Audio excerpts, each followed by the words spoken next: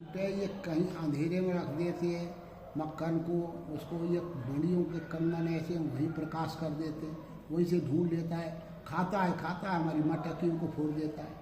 तो उन्होंने एक मीटिंग किया, सब गोपियों ने बुला करके ऐसा कोई उपाय हो जिससे कन्हैया को रंगे हाथ पकड़ा जाए।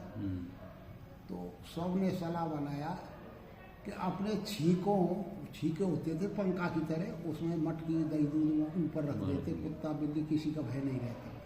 तो ऊपर रख दिया, उसमें घंटी बांध दो सब अपने अपने घरों में।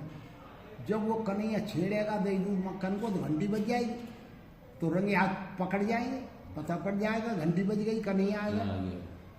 तो सब घर घर में घंटी बांध दी और कन्हैया जिस घर में जाए उसमें घंटी, वही नहीं छेड़ूंगा घंटी बजेगी, पकड़े जाएंगे। तो उन्होंने घंटी शंख ये सब पार्षद हैं, तो हाथ जोड़ के प्रार्थना कर रहे कन्हैया रे घंटी बारानी, जब तक हम ये चोरी लीला करें जब तक तू बजना मत। पार्षद घंटी ने कहा कि नहीं बजूंगी महाराज। वह ठीक है। अब तो खूब तो ग्वालों को खवाया, खूब बंदर और पीछे चलते थे, बंदरों को खिलाए। जब आपने आरोगा ठाकुर जी ने मुंह में दिया, घंटी बज गई। अरे घंटी महारानी, मैंने तो इतनी विनती किया फिर भी तू बज गई। तो महाराज मेरा क्या दोष है, जब आपका भोग लगता है तो मुझे बजना, आप आरोगते नहीं तो मैं नहीं बजती, मेरा क्या दोष है। अब तो कन्हैया पकड़े गए रंगे हाथ। अब गोपी लोग अब जसोदा को रंगे हाथ पकड़ाएंगे, देख तेरे कन्हैया चोर है। तो ये गोपी कहा कि ये बड़ा चतुर है, तुमको कोई ना कोई बहाने से निकल जाएगा तुमसे।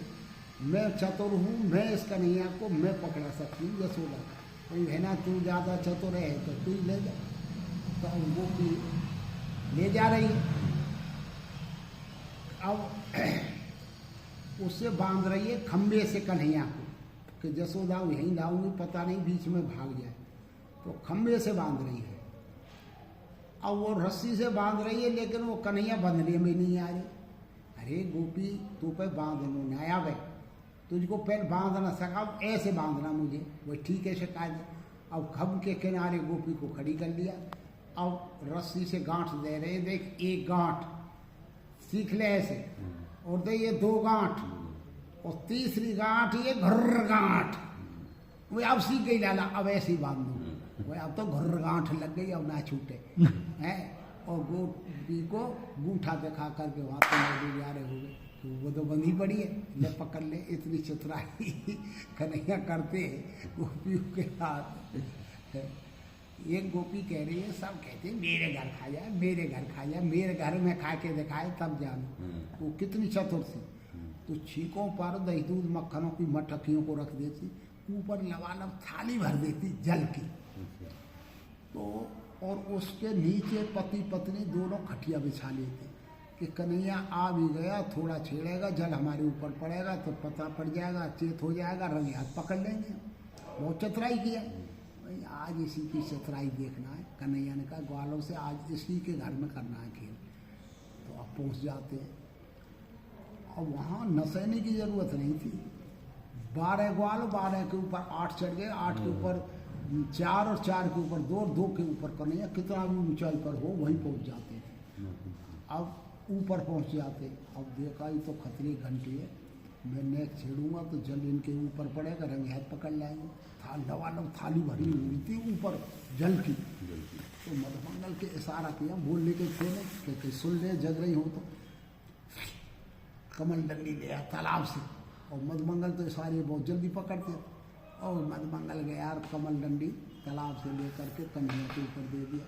अब कन्हैया ने पैप लगाया, थाली में लगाया, मुंह में करके नीचे कर दिया, सब पानी खाली हो गया। थाली हटा के खूब बंदरों को खिलाया, खूब ग्वालों को खाया, खूब आपने खाया। वो अब इनको पता भी पड़ना जरूरी है। तो पता पड़ने से पहले क्या किया कि पति की चोटी को और पत्नी की चोटी में बांध दिया। चोटीला होते लंबे लंबे, देखा हो ऐसे लंबे लंबे बालों में गूंथ सी थी उनकी। तो उसको चुटीला में बांध दिया चोटी को, और चुटीला को खाट की पाटी में बांध दिया है। अब एड़ लगाया कन्हैया ने खटिया में, तो खाट हली देखा वो छोड़ छोड़ छोड़, तू मुझे छोड़, वो कहे तू मुझे छोड़, अब दोनों बंधे पड़े चोटी। अब जब तक तो कन्हैया अंगूठा दिखा करके बैठे पकड़ ले मुझे है, तो वो तो जब तक सुलझाए पार्टी में बंधा और उसकी पति की चोटी उसमें बंधी। अब वो कहे तू मुझे छोड़, वो कहे तुझे मुझे छोड़, अब दोनों बंधे पड़े हैं, तो सब भी छतराई धरी रह गई। ऐसी बड़ी रसमयी लीलाएं ब्रजभूमि में किया है। आप धर्राज सुनते जाओ लेकिन इसका अंत नहीं है, ऐसी लीला है, लीला पुरुषोत्तम बड़ी रसमयी लीला है। एक कह रही है गोपी